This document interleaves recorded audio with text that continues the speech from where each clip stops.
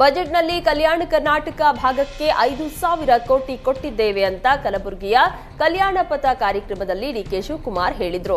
ಕಲಬುರಗಿಯಲ್ಲಿ ಆರೋಗ್ಯ ಕ್ಷೇತ್ರಕ್ಕೆ ಹೆಚ್ಚು ಒತ್ತು ಕೊಟ್ಟಿದ್ದೇವೆ, ಜನರ ಅಭಿವೃದ್ಧಿಗೆ ಇನ್ನೂ ಹಲವು ಯೋಜನೆಗಳನ್ನ ಜಾರಿಗೆ ತರ್ತೇವೆ ಅಂತ ಹೇಳಿದ್ರು. ಜೊತೆಗೆ ಬೆಂಗಳೂರಿನ ವಿಧಾನಸೌಧ ನೋಡಿದ್ರೆ ಕೆಂಗಲ್ ಹನುಮಂತಯ್ಯ ನೆನಪಾಗ್ತಾರೆ. ಕಲಬುರಗಿ ಇಎಸ್ಐ ಆಸ್ಪತ್ರೆ ನೋಡಿದ್ರೆ ಮಲ್ಲಿಕಾರ್ಜುನ ಖರ್ಗೆ ನೆನಪಾಗುತ್ತೆ.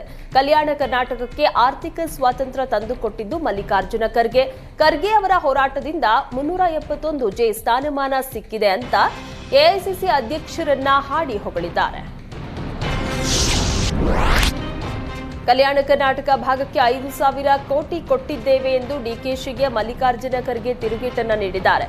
ನಿಮ್ಮ ಭಾಗಕ್ಕೆ 5,000 ಕೋಟಿ ಕೊಟ್ಟಿದ್ದೇವೆ ಅಂತ ದೊಡ್ಡದಾಗಿ ಹೇಳ್ತೀರಿ, 1,00,000 ಕೋಟಿ ಕೊಟ್ಟರು ನಾವು ನಿಮ್ಮ ಸಮಾನ ಆಗೋಕ್ ಸಾಧ್ಯ ಇಲ್ಲ. ಯೋಜನೆಗಳು ಮೈಸೂರಿನಿಂದ ಶುರುವಾಗಿ ದಾವಣಗೆರೆಗೆ ನಿಂತು ಹೋಗುತ್ತವೆ. ಕಲ್ಯಾಣ ಕರ್ನಾಟಕದ ಬಳ್ಳಾರಿವರೆಗೂ ಯೋಜನೆಗಳು ಬರೋದಿಲ್ಲ. ಇನ್ನು ಮುಂದೆ ಹೀಗೆ ಮಾಡಬೇಡಿ, ನಮ್ಮ ಕಡೆಗೂ ಸ್ವಲ್ಪ ಗಮನ ಕೊಡಿ. ಯೋಜನೆಗಳನ್ನ ಕಲ್ಯಾಣ ಕರ್ನಾಟಕದ ಮೂಲಕವೇ ಶುರು ಮಾಡಿ, ಆಗ ನಿಮ್ಮ ಕಲ್ಯಾಣ ಆಗತ್ತೆ ಅಂತ ಡಿಕೆಶಿಗೆ ಖರ್ಗೆ ಕಿವಿ ಮಾತು ಹೇಳಿದ್ರು.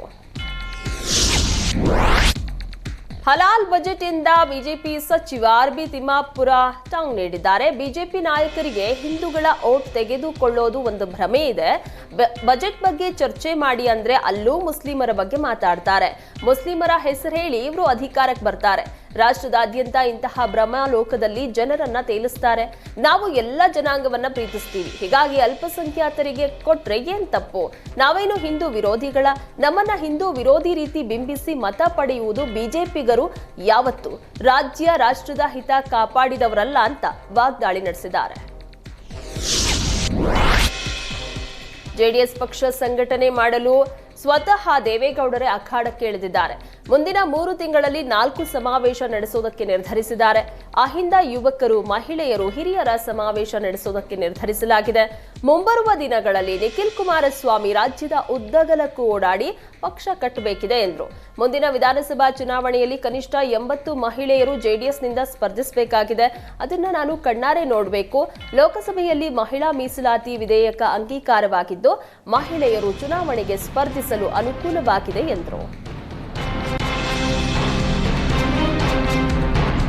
ಮುಡಾ ನಿವೇಶನ ಪ್ರಕರಣದ ತನಿಖಾ ಪ್ರಕ್ರಿಯೆ ಮುಗಿದ ಮೇಲೆ ಕೋರ್ಟ್ ಮೂಲಕವೇ 14 ಸೈಟ್ ಹಿಂದಕ್ಕೆ ಪಡೆಯುವ ಬಗ್ಗೆ ನಮ್ಮ ತಾಯಿ ನಿರ್ಧರಿಸಬಹುದು ಅಂತ ಯತೀಂದ್ರ ಸಿದ್ದರಾಮಯ್ಯ ತಿಳಿಸಿದ್ದಾರೆ. ಇನ್ನು ನಮ್ಮ ತಂದೆಯನ್ನ ಈ ಪ್ರಕರಣದಲ್ಲಿ ವಿನಾಕಾರಣ ಆರೋಪಿ ಸ್ಥಾನದಲ್ಲಿ ನಿಲ್ಲಿಸಿದ್ರು. ಈ ಕಾರಣಕ್ಕಾಗಿ ನಾವು 14 ಸೈಟ್ಗಳನ್ನ ವಾಪಸ್ ಕೊಟ್ಟಿದ್ದೆವು.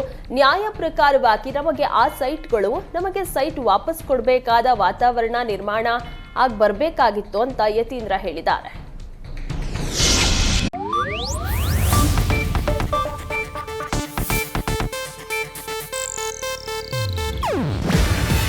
ಇದು ಏಷ್ಯಾನೆಟ್ ನ್ಯೂಸ್ ನೆಟ್ವರ್ಕ್ ಪ್ರಸ್ತುತಿ.